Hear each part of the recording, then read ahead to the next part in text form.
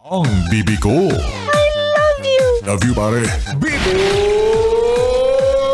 Bibo!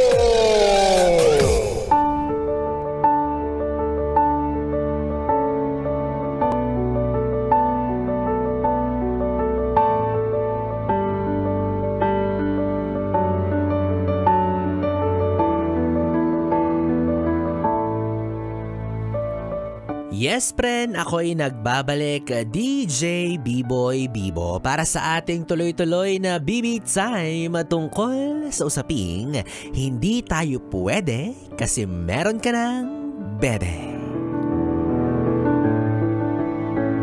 Aww. Yung talaga ibubungad ko sa'yo. Aww. Kasi naman 'di ba, sino ba naman ang hindi kapag nalaman mong yung taong gusto mo ay nakuha na ng ibang tao. Kumbaga, meron nang nagmamay-ari ng kanyang puso. Wala ka ng laban, 'di ba? O ikaw ba, naranasan mo na ba yung minsan ka na nga lang nagkagusto, minsan ka na nga lang magmahal, doon pa sa may sabit, diba? Doon pa sa taken na. Bakit naman kasi, ay nako, kaya nga sabi sa kanta, diba? Bakit ngayon ka lang dumating sa buhay ko? Diba? Alam niyo yung mga ganitong klase ng pag-ibig, ito yung mga, hindi natin masasabing mali, no? Kasi, wala kung saan niya namang naramdaman yun, hindi naman niya pinilit eh. It's just that, sadyang taken na yung tao. At huli na nung malaman niya na hindi na pwede pa, diba? So, yung ganitong klase ng pagmamahal, malungkot isipin, unfortunately, pero ito yung napupunta talaga sa wala. Diba? At hindi siya dahil sa ibang tao, kundi dahil alam mo talagang walang patutunguhan yung pagmamahal mo. Unless ilaban mo, 'di ba? Wow, kapal naman ang mukha mo pag ginawa mo 'yun. 'Di ba? Yung mapunta ka or mahulog ka sa isang tao na taken na. Sure na ba 'yan? Baka naman negotiable pa. Baka naman may paraan pa para maging kayong dalawa. Diba? Yung iba yung mga linyahan pa nila yung sasabihin, basta sabihan mo lang ako pag nag-away kayong dalawa, tapos pag kailangan mo ng comfort ko ha, nandito lang ako. Ayan tayo mga bantay sa lakay Diba? Yung mga abang na maghiwalay yung dalawang tao, nakikita mo namang okay silang dalawa, ginagamit mo yung, ay nako. Diba? Yung alam mo naman na okay silang dalawa, harmonious yung relationship nila, maganda yung pamilya nila, tapos ayan ka, magkaroon lang sila ng konting problema nung partner niya, susulsulan mo na, ay naku, kung ako sa'yo, hiwalayan mo na yan, sa akin ka na lang. Ay, very no ka dyan, diba? Dyan magsisimulang mali yung pag-ibig na meron ka.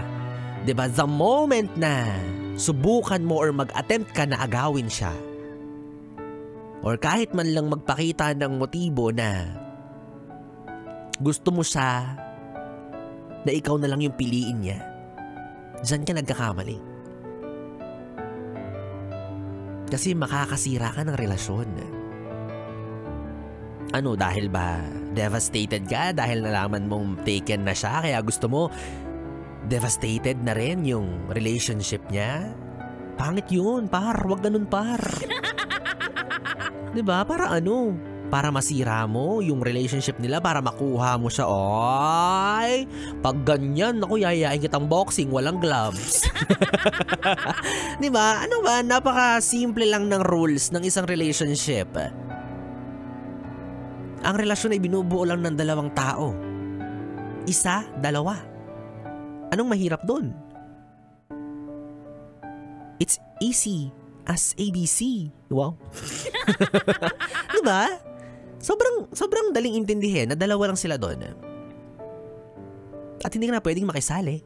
Wala ka ng pag-asa at wag mo nang ipilit na ikaw yung piliin niya at iwan niya yung current partner niya para sa'yo.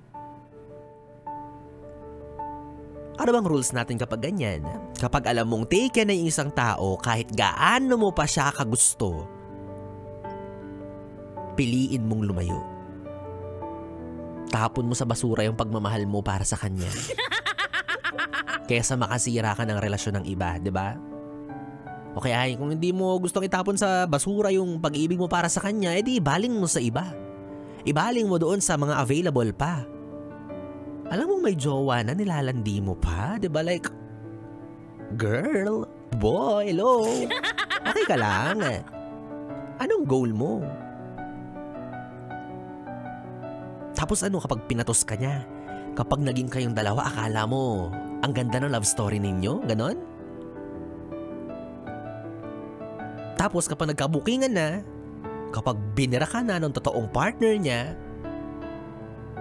kunyari biktima ka, kunyari nagmahal ka lang, kunyari hindi mo ginusto, kunyari wala kang ginawang paraan para magkatuluyan kayo.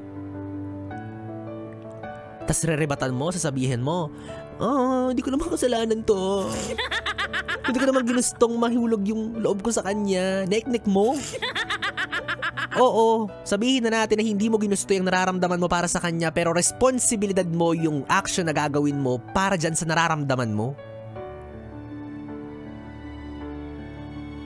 Again, hindi mali magmahal. Pero mali yung paraan kung saan mo ito gagamitin. Kung paano mo i-execute yung pagmamahal mo sa kanya.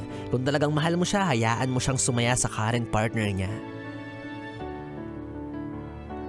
At huwag mo kaming masabi-sabihan ng, bakit? Pumatol din naman siya sa akin ha.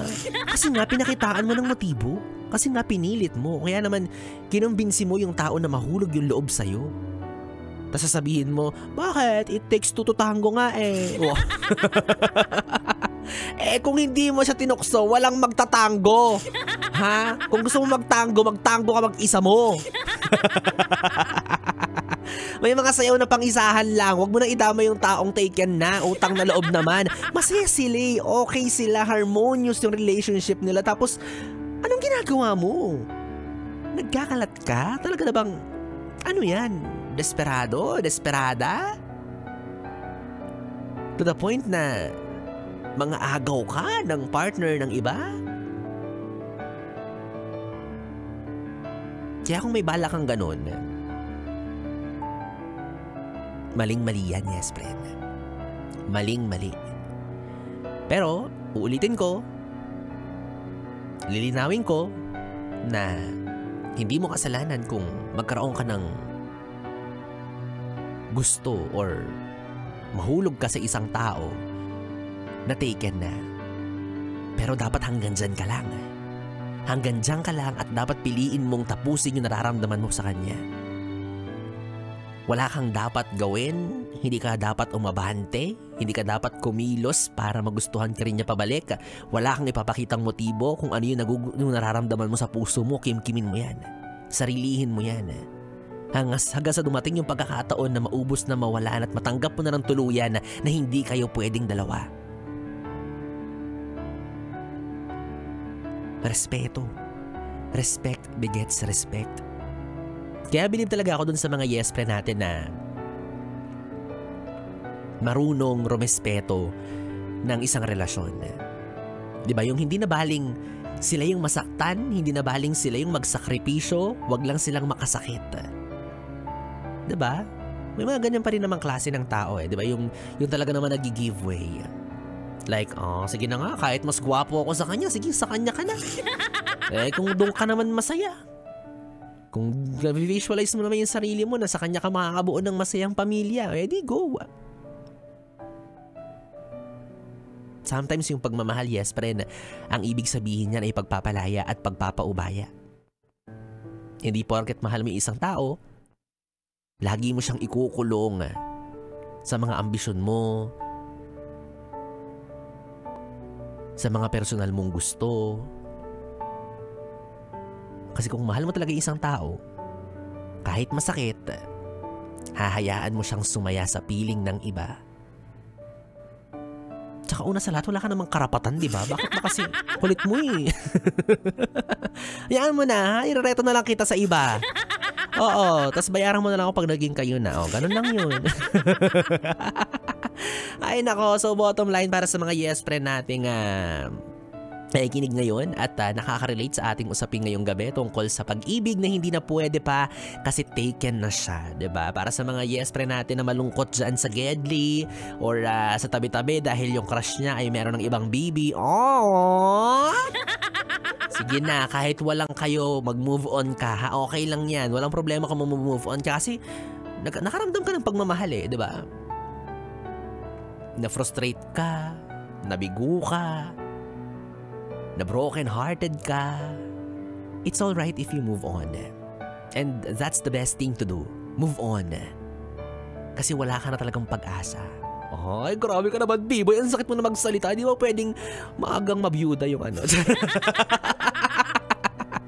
Grabe ka naman. Ay, what if ikaw yung mauna? Oh. So, again, hayaan mo na siya, ha? Hanap ka na lang ng iba. May irereto ako sa'yo. Sige na nga, ito na nga. Ikaw talaga, lakas-lakas mo talaga sa akin. May irereto ako sa'yo. Open mo ngayon yung cellphone mo. Tapos, pumunta ka sa Facebook or pwede rin sa Instagram, pwede rin sa TikTok. Basta ito, iso-search mo to, ha? At feeling ko talagang matitipuhan mo to. Search mo at DJ B-Boy B-Boy. Search mo at DJ B-Boy B-Boy. DJ B-I-B-O-Y B-I-B-O. Yan. Search. Grabe yan. Ang sarap. Sarap kasama. Ikaw talaga. Diba? Magaling din yan. Mapagkakatiwalaan, malambing, mabait, madasalin, lagi yang luluhod sa'yo. Oo, ipagdadasal ka niya. At higit sa lahat, magaling sa larangan ng anuhan. Anuhan, B-Boy? Grabe ka naman. Larangan ng pagmamahalan. Ikaw talaga. Oo. Tapos, pag naging kayo niya ni B-Boy Bibo, promise, i-date niya niyan lagi sa Star City para libre sa kanya. Ay, nako mga yes friend. Eto, ikaw kung wala ka na talagang chance or feeling mo na uubusan ka na ng pag-asa na makilala mo kung sino yung para sa'yo, meron ako nakibibigay sa'yo. Totoo na to, ha? Baka sabihin mo, na naman si B-Boy Bibo. Totoo na to, i-invite kita sa isang event kung saan ay may chance kang makakilala ng kung sino-sino, pero di ka libre, di ba? Yung talagang mga mukhang artistahin, ganon. Okay na naman, yes friend, kung ikaw ay interesado, go ka na sa Market this coming October 11 para sa ating collab 2025. Ang collab po ay ang pinakamasayang meet and greet kung saan ay may chance kayong makasama at makakolab ang inyong mga favorite DJs mula sa MBC Media Group and of course, kaming mga paborito yung yes friend mula sa 101.1 Yes FM. Ayan, libreng-libre lang po yan, open po yan for all. So bumisita na po kayo to have a chance na makareceive po ng mga giveaways namin. And of course, para alam mo na, makadaupang palad natin ang isa't isa, ganon. Tapos malay mo, dun mo matagpuan si the one. Yes! The one that got away, ganon. Ay nako, yes friend, 3 oras na bibitsahe ang ating pinagsamahan. Nakapiling niyo po ang DJ na mabilis bumayo. Ang dila sa mikropono. Ako po si DJ B-Boy Bibo. Magkasama at magkarinigan tayong muli bukas sa parehong oras dito lang sa istasyong No Problem, ang 101.1 Yes FM. Solid! Yun tayo, Bibi.